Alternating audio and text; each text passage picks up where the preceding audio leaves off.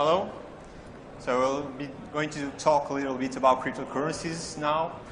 Even though the name of the talk is Cryptocurrency for Dummies, this is not a talk for dummies, so it is intended for the CodeBeats audience. So even though I have simplified some things to make it fit into the 1 hour, I'm going to talk about the full protocol and how really Bitcoin and other cryptocurrencies work. First, a little bit about me. My name is Miguel. I'm a PhD student in robotics and AI here at ISCTE in Lisbon. I like to think of myself as a geek, a hacker, and a maker. And I'm a very big sci-fi, tech, and robotics enthusiast. I've also been affiliated with a few organizations such as IEEE. I'm in the student branch at the university. We organize a bunch of events there. I've helped organize the first Nodecopter event in Lisbon. And I've been formerly affiliated with Google developer groups, and I'm doing research for Instituto Técnico IT.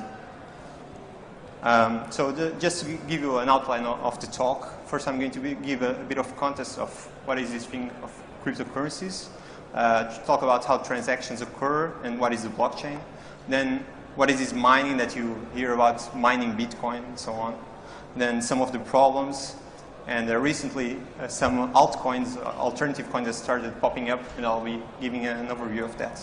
And in the end, I would like to give you guys some space to discuss this, because it's a very recent technology and it has the potential to change the way we do financial transactions, and not only financial transactions. So I'd like to hear what you guys have to say. First, the definition. As far as I know, there is not an official definition in the dictionary, but this is one of the proposed ones, and I think it suits quite well. So it's a digital currency that uses cryptography for security, and cryptocurrencies are generally anonymous and not issued by any central authority. This anonymous part, we'll talk a little about it later. It's not that straightforward. But the part here is that there is no central authority that controls these currencies. So what's the big deal? Why is it important? And one of the reasons is that transactions are irreversible, fast, and have low fees. So if you go through PayPal, usually you have to pay 3%, 2%. And right now with cryptocurrencies, there's almost no fee, or really no fee. And they are very fast to broadcast all over the world. You don't have to wait for PayPal, or if you do a bank wire to a guy in another country, you have to wait 3 days. This is almost instantaneous. Another thing is that it's universal within the internet. So as long as you have an internet connection, you can have a Bitcoin wallet if you want. And in this day and age, it might seem to us that any of us can get a bank account, and that's universal, right? But it's not really like that. Many countries, you can't really have access to this way of changing money between people online. And Bitcoin is really universal in that anyone can join this network. Then this is one of the most important parts, is that it's decentralized. And what it means is that there is no central point for which your transactions go. If you go through PayPal, you are subjected to PayPal's rules.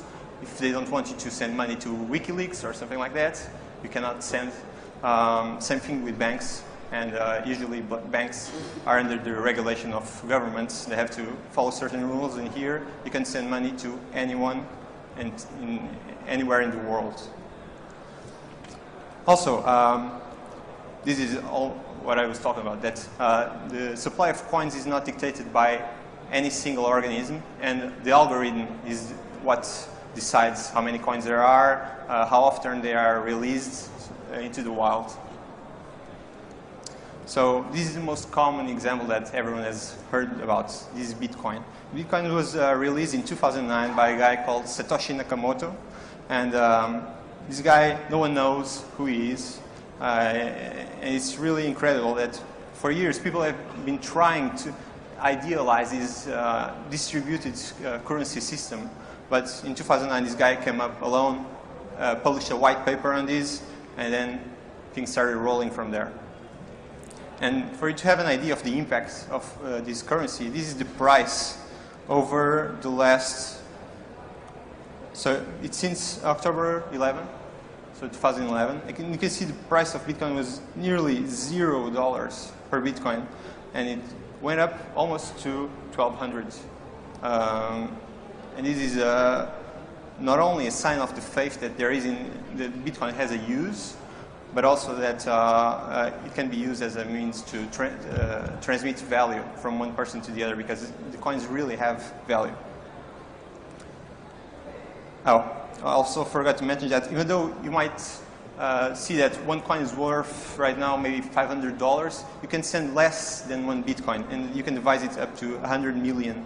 So you can send just a small percentage. If you want to pay something that costs even a fraction of a cent, you can do that. So we can think of Bitcoin as a public ledger. And what is this ledger? Ledger is like an accounting book that every node in this decentralized network has. Everyone has a copy of this.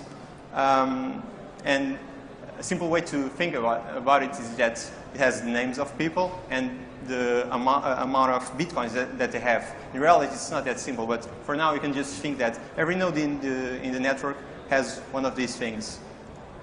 So you are connected to various peers, and when transactions occur, they are transmitted from one peer to the next, and they incorporate it into that ledger.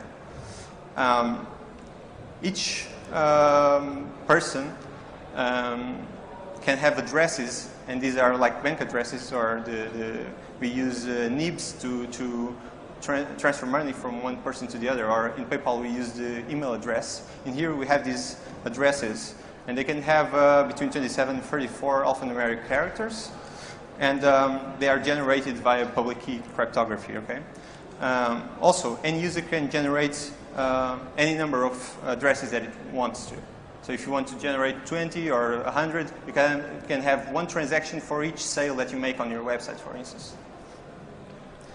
And just to give a little intro here, I'm not going to talk about public key cryptography. I'm going to think that you guys know more or less what it is. But basically, you have a private and a public key, and you can encrypt stuff with your private key, and then decrypt it with your public key. So you give away your public key to someone, and they can verify. Okay. Either way. So you can encrypt it, and both ways. You can encrypt with your public, decrypt with your private, and the other way around. So here we have an example of a transaction, and there's Alice and Bob. I'm not going to put the full address there, but you can imagine the full 27 alphanumeric key there. And it's just like a bank transaction. You send 20 Bitcoin from Alice to Bob, and it goes down on your balance, and on Bob's balance it goes up.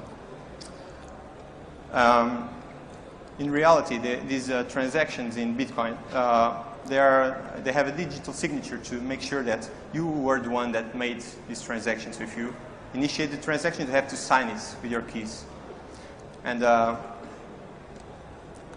in the way that this works in Bitcoin, this is the heart of Bitcoin, is that you refer to a previous transaction that you have received. So imagine that before Celso has sent Alice 20 Bitcoins, right? So now I want to send Bob 20 Bitcoins. And I'm going to refer to that transaction that was previously unspent, and now it's spent. So I cannot use the same money twice. And now Bob has this transaction that he can refer to later.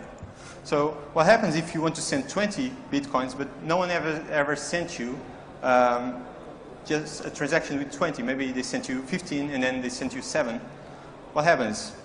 What happens is that you create 2 transactions, one with 20 and the other with 2, and you send that money back to yourself. And then you spend both the previous transactions. So before I told you that Bitcoin was basically account and balance, but that's not really true. The way that it works is that there are a bunch of blocks. And these blocks have all the transactions that's ever occurred ever since Bitcoin was introduced. So when you install the wallet, the Bitcoin wallet on your computer, you basically have to download the whole transaction history over the years. And you can go through the transactions and you can verify that no one is spending the same transaction twice. You can go one by one and checking this. That's why when you download, I don't know if you tried, but when you download the Bitcoin wallet, it takes a few hours to update to the current status of the network. Also, these blocks have an interesting thing, which is that they contain the hash of the previous block and the hash of the current block. So this means that blocks come one after the other, and the only block only has one previous block, and there are no forks in the network. Okay, so this is an example of the blockchain. To the right, we have the most recent block with the transaction that have occurred in the last few minutes. And as you can see, in the first part where it says block 100, we have these transactions. And the reason that Bitcoin is quite safe is that you cannot just go back and change the previous transaction. So you might say that Bob didn't transfer 20 Bitcoins to Alice, transferred 50, right? So this changes the block's hash. And that makes all the further blocks further on the chain also invalid. So no one can just go back and change one hash and just pretend that everything is all right, because if you go through the whole blockchain, you'll see that something is wrong. Also, I said that there were no forks in the network, but it might happen that two blocks are generated at nearly the same time, because remember that this is a decentralized currency, so not all the peers have the same state at each moment. So these blocks are generated by different nodes in the network, and they might decide that different transactions go in the current block. You know, what happens is that they use that current block as the current one, so half of the network might use one block, half of the network might use the other one. But the fastest one to get another consecutive block, that will be the chosen one by the whole network. So this prevents a problem where some nodes create one block, another nodes create a different block, and then the network becomes splitted. So each node will try to be on the fork that has the most number of blocks. So in terms of mining, this is the process by which you create these blocks, these collections of transactions. What I do is to use a proof of work algorithm. So creating these blocks is not easy. And that's why you can just create 50 blocks and then hope that your fork will be the correct one. It takes some time, and this time is adjusted by the network. So what you do is that you hash the whole block of text that's in the transaction block, and you add a number to it. And you hope that this number will meet a set of rules that is established by the Bitcoin protocol. That set of rules, so you can see here, this is governed by a thing called difficulty. And as more and more nodes try to hash these blocks or mine these blocks, the faster it will be, because all you have to do is create a block that starts with a certain number of zeros. It's not this simple, but for simplicity's sake, let's pretend that it is. So imagine that you have to generate a block that starts with 4 zeros. So you add number 0 in the end of the block, you generate a hash. It doesn't start with 4 zeros. Try different numbers. By 4250, you finally get to a hash that corresponds to the current difficulty level. So imagine that not a lot of people are mining the hash rate of the network. The rate at which you can generate these hashes is not very high. So the difficulty has to be lower in order for you to maintain the Bitcoins 10 minutes per block. So in Bitcoin, it is intended to generate a block every 10 minutes. So, but you can start thinking, what if I add a ton of computers to the network? That will make computation faster, and I can generate blocks much faster, right? So every 2 weeks, the difficulty, so the number of zeros that you have to generate, goes up or down, depending on the hash rate of the whole system. So in here you can see that the red light is difficulty, and it adjusts itself on a regular basis at 2-week intervals. And both in blue and green, you have the hash rate of the network. So as you add more miners to the network and it becomes easier to mine, the algorithm bumps the difficulty up, and then it's not as easy to find these hashes. So the purpose of this is to keep the block at 10-minute intervals.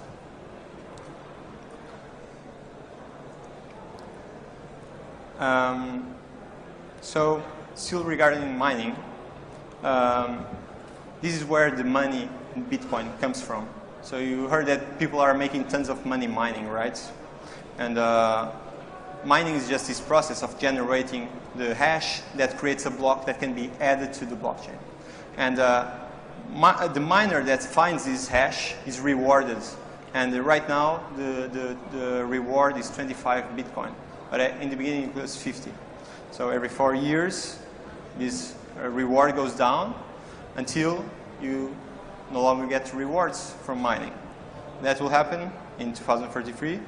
And the number of Bitcoins, the maximum number is 21 million. So this is also one of the reasons why Bitcoin value is so high. It's because this is a finite, I wouldn't say property that people have, but it's like gold, it's not infinite. So that tends to drive the price upwards. Not only that, it tends to make people not want to spend them, because they think that the longer it passes, the more valuable their Bitcoins will be, right? In terms of mining rigs, in the beginning it was really easy to mine with your CPU and get tons of Bitcoins like that. But as things started getting a bit more serious, people started mining with their GPUs, their graphics cards. Then they went to FPGAs.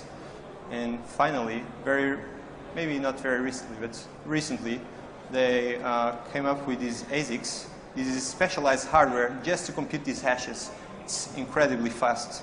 And if you compare the order of magnitude, you can see that it's not very useful to go and mine Bitcoin with your laptop right now, because you're going to be competing against these guys that have lots of ASICs machines, not just one. But that's why here you can see that the hash rate has been rising so dramatically, because these ASICs have been introduced in the system. They can mine at very high hash rates. And that basically means that Bitcoins are only distributed by these guys that have these powerful machines.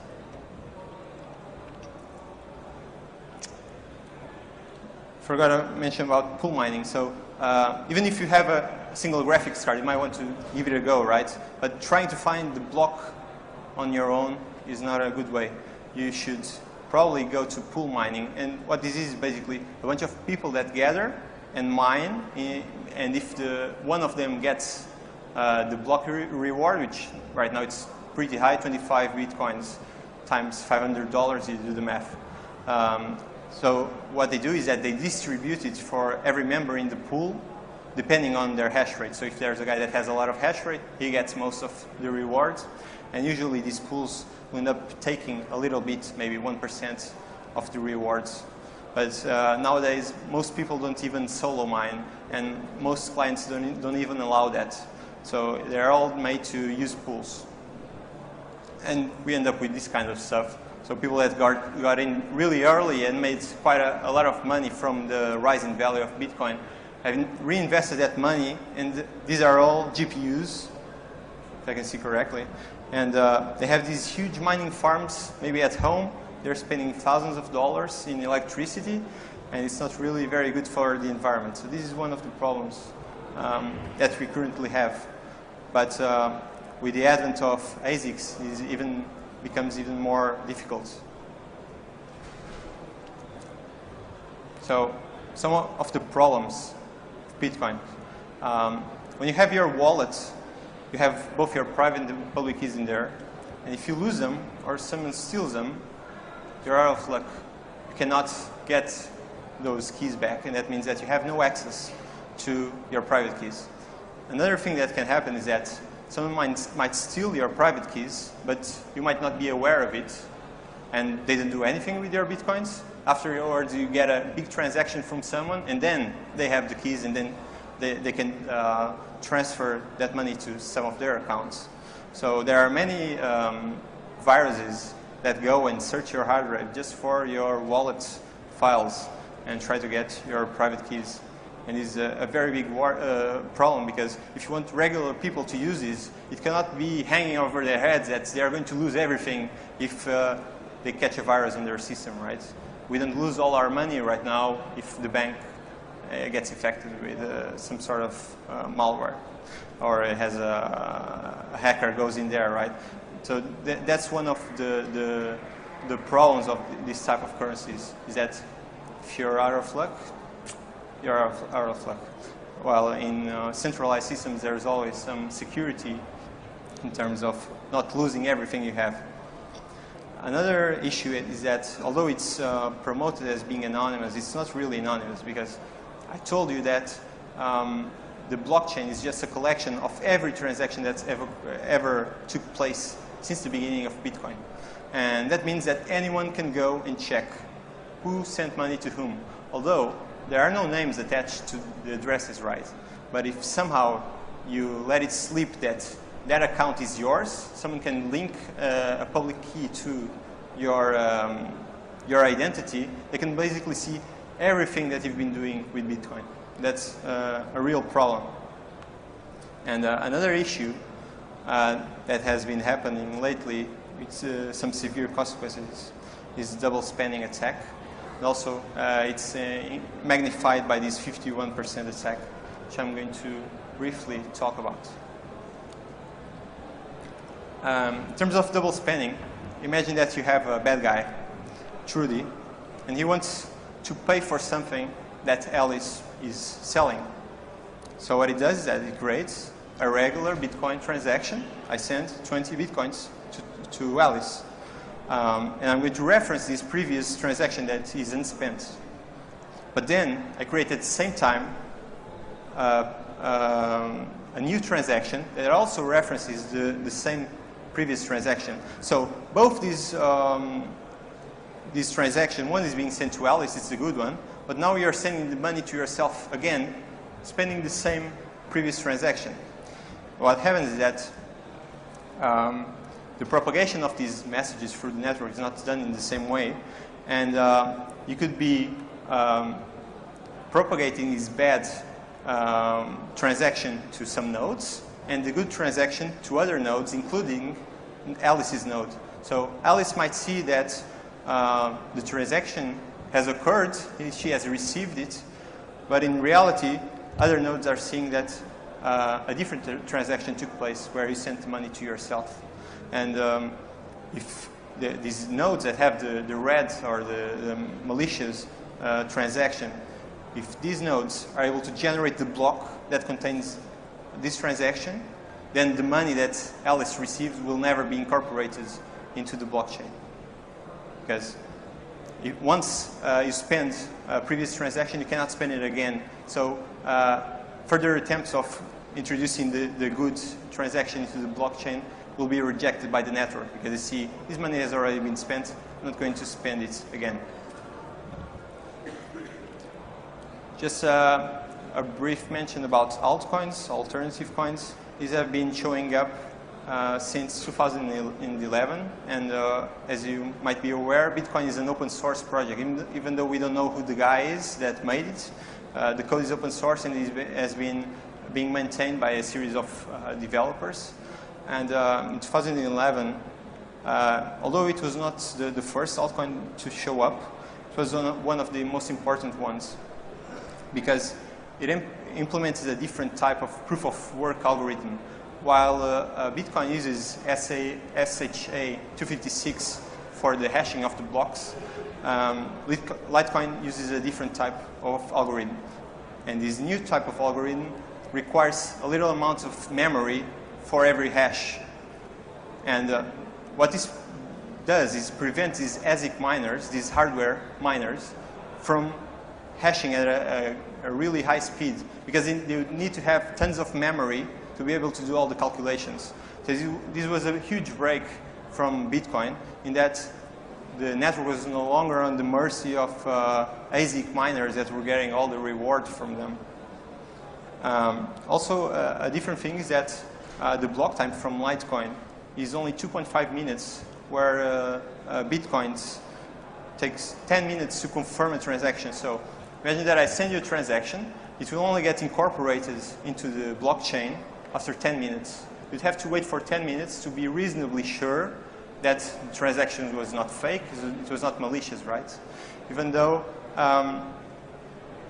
with the 51% attack that I forgot to mention before, if you control more than half of the hash rate of the network, you might be quicker to generate a series of blocks that contain malicious transactions, and you could execute the double spending attack in an easier way. And this can be done using pools. If pools have more than 50% of the hash rate of the system, it might be trivial for them to create this double spending attack much easier. So this block time of 2.5 minutes is an advantage, because the transactions are confirmed into the blockchain much sooner. And right now, in terms of market cap, Litecoin is currently the number 2 cryptocurrency. Then we have Dogecoin. I don't know if you guys have heard of this, but some guy basically forked Litecoin on GitHub, placed a dog in the face of the coin, released it. I mean, it's not that trivial, but there are some changes. But this guy made a joke with a coin, and it has been growing at a rate that's unlike any other cryptocurrency before. And a huge difference between Dogecoin and Litecoin and other cryptocurrencies such as Bitcoin is that there is no coin limit. While in Bitcoin you are limited to 21 million coins forever, and if coins are lost, they are lost. In Dogecoin you have a maximum of 100 billion, much more, until 2014. So the time frame is completely different.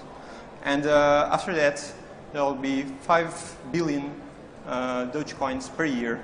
So this will keep the miners interested in mining, where after 2033, in the case of Bitcoin, miners will no longer get rewards for mining. Their only rewards will be the fees that you pay for a transaction, and those are optional. So after 2033, you might say that you want to pay 0.01 of transaction fee in a transaction. Otherwise, miners won't even care for it and will not include it in the new block. So a difference from this kind of currency is that you will always have a reward for miners, and it will keep them mining and basically keeping the network healthy. Because if you have lots of miners, it's more difficult to execute an attack. Also, if you ever visited this Reddit community of Dogecoin, you can see that people are just giving away money like crazy. They're funding all these different projects. So remember, this coin is only 5 months old. It has already donated all this amount of money to several causes, such as building water wells in Africa, or giving dogs for kids with special needs. They even helped fund the trip from the Jamaican bobsled team to Sochi, because they are underdogs. So I think that there's something there. Also, there was a big test of Dogecoins in Christmas. Dogecoin was released maybe in the beginning of December or late November, and then in the Christmas day, 30 million Dogecoin were stolen, or actually more than that. But the community has gathered and donated 30 million to give to those people that lost all their Dogecoin. They also recently, maybe last week, they sponsored a car in NASCAR. So these are really strange times to be in terms of cryptocurrencies. There are also a variety of other cryptocurrencies. Back there you have Kanye West. Someone put a Kanye West's face on a fish, and then Kanye West's lawyers went after them and they ran away. It's kind of strange. You have PeerCoin, you have Namecoin, which tries to basically create a DNS system with cryptocurrency. Have Aurora coin, which is a coin that was made for the Icelandic people. And then recently, Crypto Escudo was created in Portugal. Although it's quite interesting that these coins come pre-mined. So the authors of, not all of these coins, but for instance, Crypto Escudo, I was reading in their website, they have pre-mined 45% of all the coins that will ever be available. So if you start mining Crypto Escudo now, you can be sure that the authors of this coin already have a fat stack of coins. So you might not be very... Yeah, that's what they say, right? That it will give away to the Portuguese people. Yeah, that's what Aurora coin says, and let's see. It's too early to say. In terms of what is happening right now with Bitcoin, and not only Bitcoin, other cryptocurrencies, there are a number of ATMs being developed and already being deployed all over the world. You can go there and place euros or dollars, and it gives you a paper wallet. And you can, a paper wallet basically has in a piece of paper your private and public keys. You can just import them in your desktop client, and you have those coins. There is also Silk Road, which you probably have heard about. This was an online store that you can only access using Tor. So it's a bit shady that you had to use Bitcoins and then you had to be on Tor, and you could buy all sorts of things like drugs. You can hire someone to kill someone. It was really shady, and basically it was taking full potential of the potential anonymizing aspect of both Tor and cryptocurrencies. But in the end, it was human error that led the creator of Silk Road to let his identity slip, and the FBI went there and seized everything. There was also a lot of talks in terms of regulation and legislation, particularly in China and Russia, and in the United States there has been a lot of controversy. Bitcoin has been banned from China, then unbanned and banned. This goes on forever, and no one really knows what Bitcoin is. Some people say it's property, some people say it's currency, some people say it's nothing. So do you pay tax on it or you don't? What do you do with the gains, monetary gains that you make from Bitcoin? This is still too early to say how it's going to end up, but there has been a lot of talk, and particularly the United States. I think that they are turning around and liking Bitcoin. Maybe it's because they have access to all the transactions that ever occurred. I don't know. That could be a motivation. There's also point-of-sale systems in shops. You can go and order a burger and pay directly, like we've done with a Mail wallet today.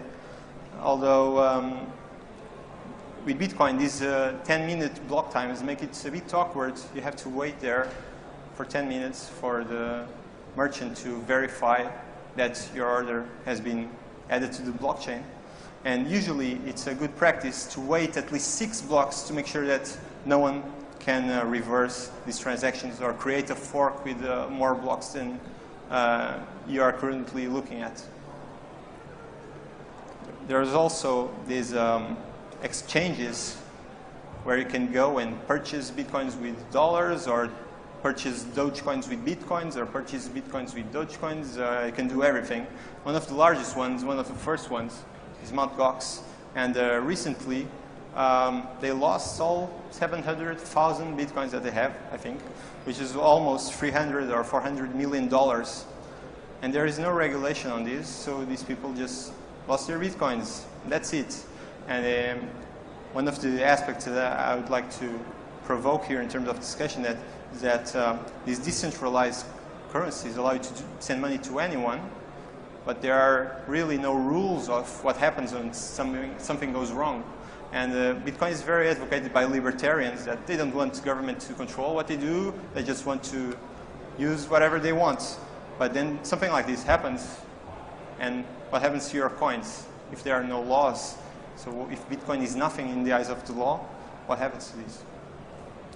So this brings the end of the presentation. I would like to pass the word to you guys, because this is a really recent technology and we don't know what's going to happen. Although I want to give out 10,000 Dogecoin to anyone that wants it. So just ping me on my Twitter, and then I'll just run all the names in random.org or something, and I'll just leave this here, and I'll pass on the word to you guys.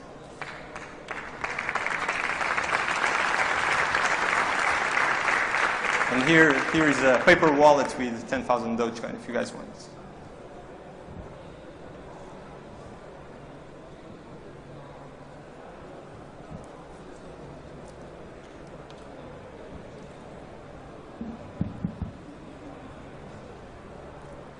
Hi. If I got correctly, for the double spending attack, you need to send the money to yourself, right? Yes. So is there any valid reason for allowing sending money to yourself? Yes. In the beginning of the presentation, we showed that if you want to spend money that came from transactions that don't add up to exactly the amount that you want to send, so imagine you want to send 20 Bitcoins, but previously you only received 10 and 15. You have to spend both those transactions that amount to 25 Bitcoins, right? So you have to send those, the remaining 5 Bitcoins to yourself so that you keep the change from the transaction. This is because the way that transactions are recorded and they are used, you have to spend previous transactions and they might not add to the correct value. Okay, thank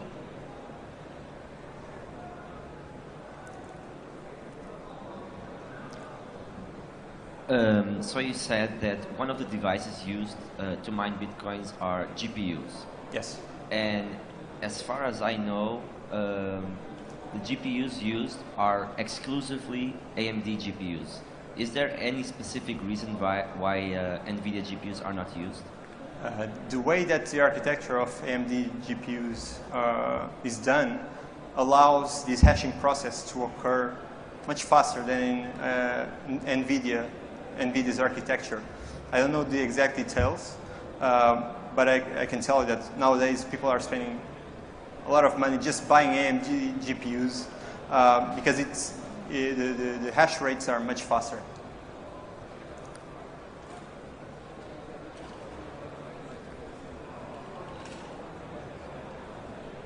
Hi. Do you believe it's possible for these kind of cryptocurrencies to ever reach the general public?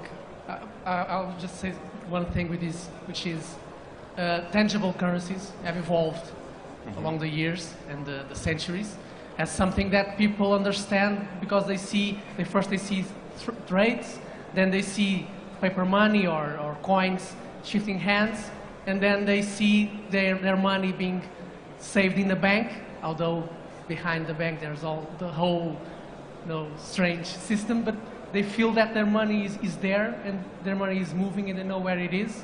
Do you believe that something that requires some technical knowledge to believe in can ever reach the general public? That's the most challenging thing right now because it's very techy oriented. You have to know your way around computers to use these things safely, right? These things that happened in the past, for instance, with Silk Road, where people were ordering other people to kill someone, paying Bitcoins, all these things add to the negative aspect of the whole thing, and people are kind of, I don't know if I want to get into this. But things like Dogecoin, if you go to the Reddit community, you can see people of all ages.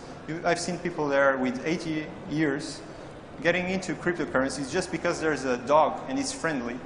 And they think, maybe this is not so bad. But I think that the main way that a cryptocurrency can get accepted into mainstream society is if you have sellers accepting it. If you go to every shop and there's someone accepting Bitcoin, people will start noticing and they will want to use it because it's practical. So it depends on the adoption of merchants, it depends on the adoption of people that want to buy with it. So it will either work or not, but I think it's too early to tell.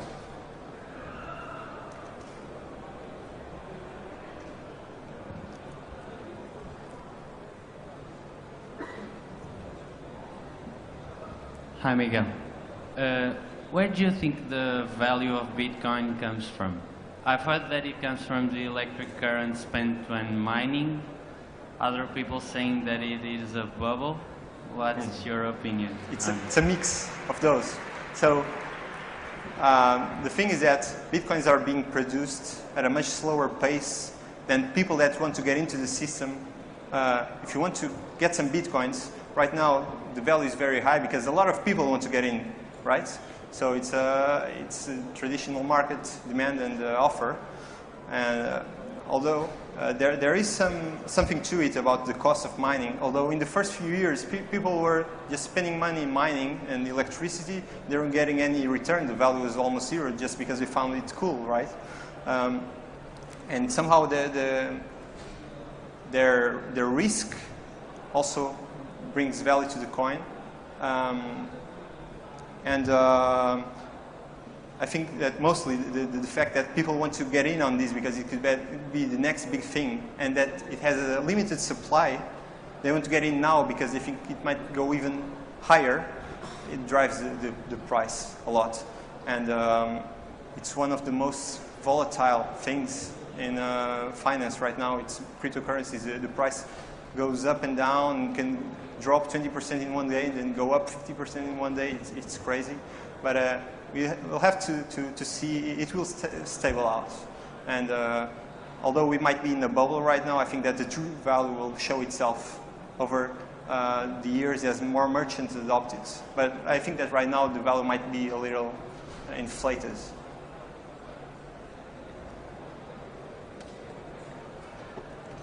Hi, quick question. You talk about the volatility of the coin, and what would be your ideas in terms of the market? Because, for example, now China voted against it again, and you had a big, around 10% of decrease of the value. And to have it to the open community, to have it to the open person, to start using a coin where they don't know too much about it and they only see a really up and down market, what would be your steps to more or less control that, for example? I think that in this first phase is very difficult to counter that. And you said that when China prohibited Bitcoin, the value went down. But then after a few days, it was back up and then back down. So right now, Bitcoin is not a very good store of value. If you want to keep your money safe, it's not Bitcoin right now because it just goes up and down, and then you won't be able to sleep when it crashes 50% in one day. But I think it has to come from time and merchant adoption. And as these things stable out, don't forget that this was put into a global perspective from the start. So this is very new and it's already been used in all of the world. So a lot of things can affect it, these regulations in one country or another. People are unsure of what might happen. Some people are bullish and they think that it will be $40,000 each coin. So this is what drives the price up and down. Some people think it's going to be awesome. Some people think it's going to be crap. And the market hasn't really decided what's the fair value of Bitcoin. Hello, Miguel. Thanks for doing this talk. I have two questions. You talked several times about the network, but I didn't really grasp what the network is and how the things propagate. Is it a peer-to-peer network? Yes. Is there okay. It is. So you have a wallet in your computer, and when you start it up, it connects to peers around you, and these become your neighbors, right? And you pass on transaction information from one peer to the other. Okay, thanks. And the second question is about the mining process itself. You showed some strings and you were trying to generate candidate hashes that matched some prefix with a number of zeros. Yes. But could you please be a little more specific about, is there a predefined hash, a predefined string we have to modify? Can we just generate random blobs of data to match some hashes, and after we found a valid hash, how does this new Bitcoin is added to the existing network? Is there some metadata that reference the blob and the hash of the blob? If you could be a little more specific. Sure. Thanks. So while I put here hello world, the text that is hashed is the text of the block. So you say, let's create a block with these 100 transactions. and you hash it with this number, the nonce, in the end. But you have to change these nonce to make the hash follow these rules of having a certain number of zeros, right?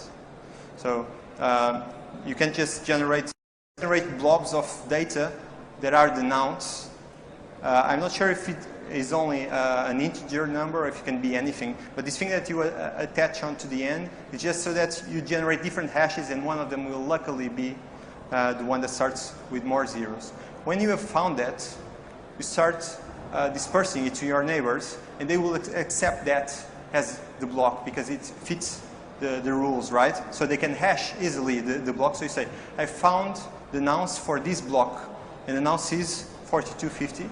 So you send it to all your neighbors, and they can just, with one execution of the hash function, they can verify that this nonce works. Because you say the nonce is 4250, they add the 4250 to the end of the block, they hash it, and they see this is the correct answer. But it shows that you had a lot of work previously trying to guess them, right? But it only takes one guess to see that that number was the correct one.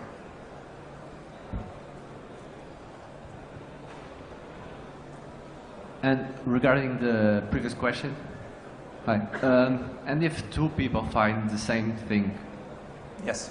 So the same nonce or the same exact number, they can find different numbers for different blocks. So not everyone is trying to hash the same block. If you are in the other part of the world, you might be looking at a different set of transactions that you want to put into a block, right? So what happens when two different blocks are created is that there is a fork in the blockchain. So there are these two candidate solutions, and the neighbors of the guy that decided on the first one will stick to that one, and the neighbors of the guy that found the bottom one will stick to that one. So we will have actually in the Bitcoin network two different blockchains. The last block will be different depending on where you are in the network. Okay? And how this is decided is that if one of the guys that is following the top fork finds the next block faster than the other guys find the next block, like this, then that will become the default blockchain for everyone in the network. They will see there's an alternative that is better than mine. I'm going to adopt that one. So the transactions that have been put into this bottom block go back into the unconfirmed transactions of the whole network. There's a list of unconfirmed transactions, and they might go into the next block after that one is accepted, the last one is accepted. Okay? Do you believe Namecoin has what it takes to replace DNS to be a good solution for 21st century DNS? I think that Namecoin is a really interesting thought experiment of what you can actually achieve with this Bitcoin system that is not just currency. It has other uses.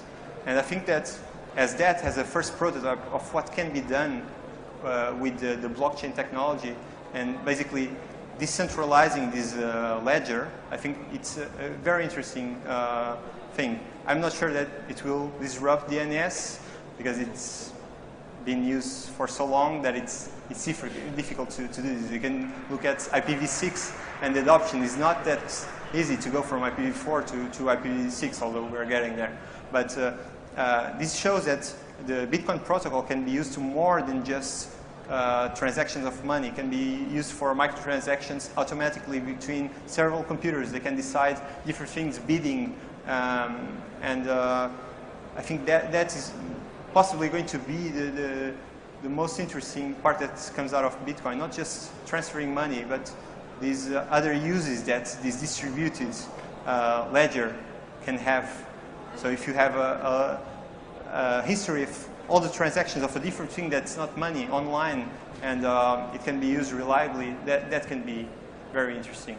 Although it's hard to guess what kind of use cases, right? So early in the game. Miguel, again, another question.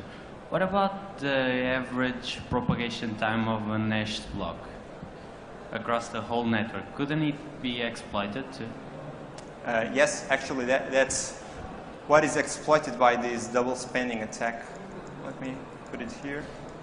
So imagine that you are the node on the left, and you are making a transaction with the second node on the bottom, and you use this effect that not all nodes are connected and they do not get the same information instantly.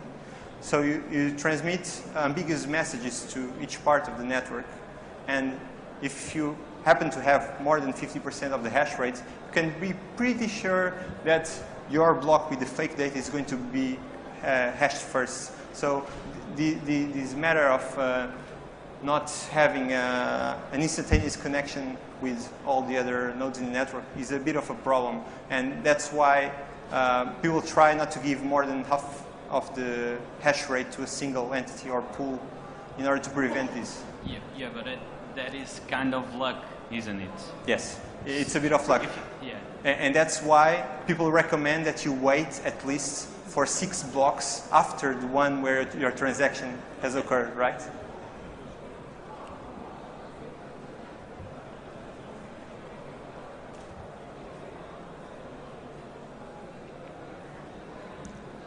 When I said pro quiz.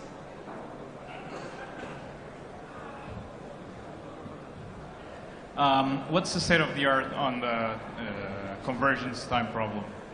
Who's working on that and what's being done there? I don't do research in this area, so I'm not really sure of who are the guys that are making this kind of research. But I know that there's a lot of research going into this, particularly on the type of proof of work algorithms that are used. So these scripts type, there are different ones. There's a new coin that uses 12 or 9 different hashing functions, so it becomes even more difficult for the ASICs to take over. But in terms of propagating the message through the network, I don't really know what's the state of the art. Hi again. Do you believe that all the problems that are related with regulations and well, every problem around cryptocurrencies will end up eventually being solved by banks themselves and negating the very issues that it was supposed to fix? So if you think of a perfect world where governments don't have a say in what banks say, probably, but I don't think that's going to happen that soon. And there are some problems with Bitcoin, sure, but the main advantage is that you don't have to go through a bank or PayPal or America, or they don't decide on what you can do with your money or with your transactions. It's decided by the network. So even if you solve those problems, maybe, but I don't see how they can be solved. And if you still have central identities or entities.